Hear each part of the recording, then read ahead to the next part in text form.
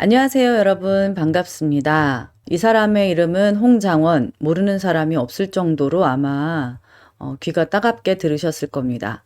헌재에서 얼마 전에 거짓말을 늘어놓다가 혼쭐이 난 사람이죠. 계엄령 당시에 체포 명단을 들으면서 메모를 했었다. 그런데 들으면서 잘못됐다 생각을 했다. 그러면서 마치 본인은 양심 선언을 하고 이건 도저히 안 될 것 같아서 그냥 자기 선에서 잘라서 버렸다. 이런 식으로 이야기를 했습니다. 이자의 거짓말 때문에 사실 탄핵 소추의 시작이 되었다고 해도 과언이 아닐 겁니다. 이걸 받아서 이제 박선원을 필두로 해가지고 비상계엄 당시에 많은 사람들을 잡아서 구금 지시를 받았다라고 이야기하는데요. 14명 옆에다가 16명 이렇게 얘기했어요. 이자가 이야기한 것과 뭐가 다른지 한번 찾아보도록 하겠습니다.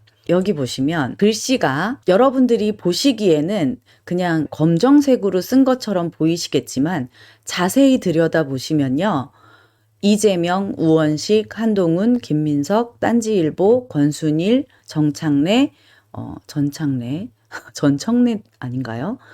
전 헌법재판관 대법관, 선관위 원장 2명 이렇게 되어 있고 김명수, 김민우, 노총위원장 이렇게 되어 있고요. 권순일 다시 한번 이렇게 작성이 되어 있습니다. 제가 불러드린 이 명단은 파란색으로 되어 있어요. 그런데 여기 동그라미나 갈겨 쓴 글씨, 조국이나 김어준, 1조, 2조, 방첩사 뭐 이렇게 써 있어요. 자, 그런데 이거는 검정 글씨로 되어 있습니다. 홍장원이 나와서 헌법재판소에서 증언을 할 때 그자의 주장에 의하면 여인영이 불러줘서 수첩이 주머니에 있었는데 그걸 받아 적다가 이거는 미친 짓이다. 이건 미친놈 아니야? 이러면서 그걸 구겨버렸다고 얘기를 했습니다. 그런데 본인이 가서 이제 그래도 내가 지시를 받았으니 다시 한번 이제 복기를 하는 거죠. 생각을 해서 자기가 갈겨 썼다고 해요. 처음에는 어둡고 정신이 없는 상태에서 그걸 받아 적느라 엉망이었다. 그리고 뭐 본인이 왼손잡이다 이렇게 얘기를 했는데 전혀 왼손잡이 아니고요. 총을 쏠 때도 오른손으로 총을 쏘는 사람이고요. 이야기할 때 보통 왼손잡이, 오른손잡이는 다릅니다. 그리고 제가 그때 이렇게 수첩에 있는 걸 꺼내서 받아 적었거든요. 이러면서 이제 할 때도 저를 보시면 아시겠지만 저는 오른손잡이거든요. 그러니까 오른손으로 이렇게 글씨를 쓰는 제스처를 했어요. 그런데 홍장원도 마찬가지로 오른손으로 글씨를 쓰는 이야기 중에 자기도 모르게 나오는 습관들이 있습니다. 그래서 홍장원이 왼손잡이여서 글씨가 엉망이다. 그래서 내가 정서를 다시 하라고 비서한테 시켰다. 이렇게 얘기하는 건 완전히 거짓말이라는 거 여러분들이 먼저 인지하고 보시면 좋겠습니다. 자, 그럼 이 메모는 어떻게 작성이 된 메모냐? 생각을 해보세요. 이 사람의 증언에 따르면 처음에 여인영한테 들으면서 적었던 종이는 주머니에 있던 종이인데 이건 버렸대요. 구겨서 버렸다고 분명히 했습니다. 그러면 없죠. 본인이 들었던 내용을 다시 복기하면서 작성을 했어요. 그런데 이건가? 긴가민가? 내가 정신이 없어서 내가 들은 게 맞나? 싶은 정도의 긴가민가 해서 14명이었다가 16명으로 바뀌었다. 이렇게 얘기를 할 정도였어요. 자, 그런데 이 사람이 직접 그 즉시 들은 걸 쓴 것도 아니고 구겨서 버린 종이를 다시 다른 종이에 옮겨서 적었다고 했어요. 갈겨서 썼는데 왼손잡이라서 엉망이다. 본인이 썼고 정서를 했다고 했잖아요. 알아보기 쉽게 썼다는 얘기예요. 자, 그러면 정서를 한 글씨체가 훨씬 더 바르고 또박또박 적혀 있겠죠. 여러분 한번 보세요. 자, 글씨를 보겠습니다. 여러분 어떠세요?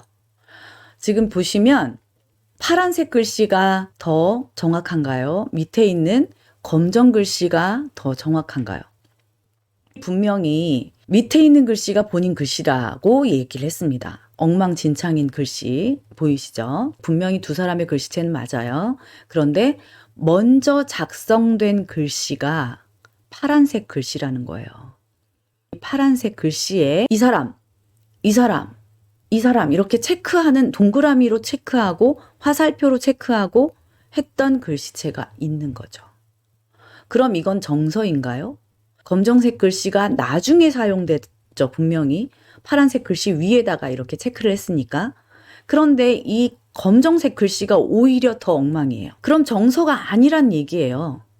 두 사람이 그냥 이 쪽지 메모를 만들었다라는 이야기밖에 되지 않습니다. 여러분들 이거 간과할 수 없어요. 왜냐하면 탄핵을 만드는데, 내란 수괴라는 그 프레임을 만드는데 가장 확실한 증거로 사용됐기 때문이에요. 여인형한테 받아 적었다 했지만 여인형은 그렇게 이름을 불러준 적이 없다라고 얘기를 했고, 이 사람은 분명히 내가 먼저 갈겨 썼고 비서한테 시켜서 다시 바르게 써라 라고 얘기를 해서 이렇게 다시 작성하게 됐다. 그러니까 두 사람의 메모 글씨가 이 메모 안에 들어있다라고 얘기를 했습니다. 그러니까 제가 말하는 건, 다시 말하면 파란색 글씨가 먼저 쓰여졌고 그 위에 검정색 글씨로 동그라미, 화살표, 별표 이런 것들이 체크가 됐다는 거예요.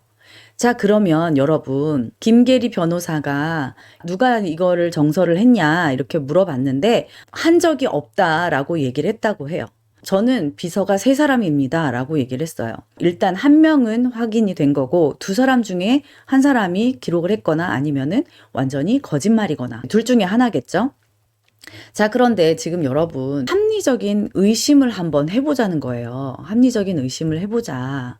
얼마 전에 박선원이 트럼프 대통령을 노벨상에 추천을 내가 하겠다라면서 자기가 이제 메모를 기자들 보란 듯이 어필을 했던 자기 수첩에 있는 글씨가 있어요.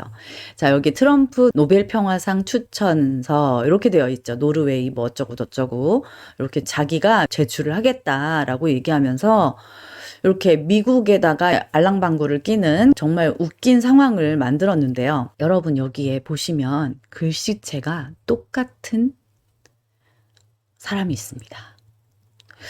보시면은 의식하지 않고 쓴 글씨고, 이 수첩도 의식하지 않고 일단은 기록을 한 글씨잖아요. 갈겨 쓴 글씨예요. 자, 글씨체가 얼마나 비슷한지 한번 보도록 할게요. 자, 보세요.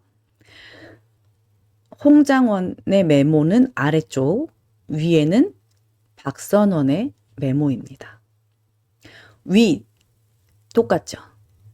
위가, 네, 위치 이렇게 되어 있는데 위자가 똑같습니다. 또 하나 볼까요? 자, 보시면 대전, 교대 이렇게 보시면 대자를 쓸 때 모양이 똑같습니다. 홍장원의 메모와 이 검정색 글씨요. 말하자면 파란색 글씨는 비서가 썼다고 했어요. 분명히. 그런데 비서가 쓴 게 아닐 거란 말이죠. 갈겨 쓴 게 본인이 썼다고 했는데 이거는 말이 안 돼요. 먼저 쓴 글씨가 본인이 쓴 글씨여야죠. 그러니까 파란색 글씨가 맞습니다. 뭐 동그라미를 먼저 쓰나요? 그리고 거기에다가 이름을 써요? 안 되잖아요. 그러니까 파란색 글씨가 먼저 쓰인 거예요.